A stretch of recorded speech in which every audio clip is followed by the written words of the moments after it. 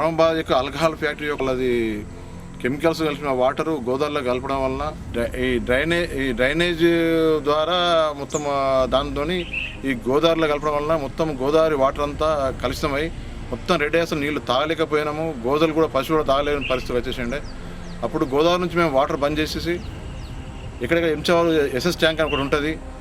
దాంట్లో మేము ఎప్పుడు వాటర్ ఫుల్ వస్తాము. అది ఎండాకాలము 4 నెలలు మళ్ళీ గోదావరి వాటర్ బంద్ చేసినా కానీ 4 నెలల ఎస్ఎస్ ట్యాంక్ ద్వారా మేము సప్లై చేయగలుగుతాం. దాంతో ఆ విధంగా ఈ కలిసిన వాటర్ గోదావరిలో కలవంగానే మేము ఎస్ఎస్ ట్యాంక్ ద్వారా మంత్ నుంచి మేము ఈ ఎస్ఎస్ ట్యాంక్ ద్వారానే నీళ్లు గ్రామం తాపడుతున్నది. ఇప్పుడు ఈ మధ్యనే 10 రోజుల నుంచే మేము నీళ్ళు ఇవ్వలేకపోయినాము. ఇప్పుడు మేము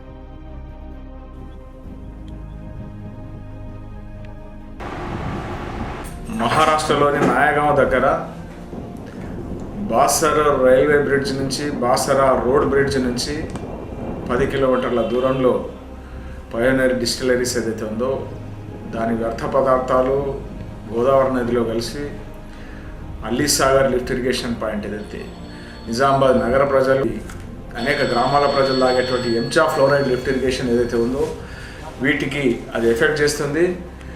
ఈ నీటిని పరిశీలిస్తే మరి కలుషితమై ప్రజలకు ఇబ్బంది కలిగేటువంటి పరిస్థితి ఉందనేటువంటి స్పష్టమైంది. దీని మీద జిల్లా కలెక్టర్ నిజామాబాద్ గారు నాందేడ్ జిల్లా కలెక్టర్కు రాయడం జరిగింది. నాందేడ్ జిల్లా కలెక్టరు స్పందించి దానికి ఈ యొక్క పయోనీర్ డిస్టిలరీ మూతవేయడానికి ఆదేశాలు కూడా జారీ చేయడం జరిగింది.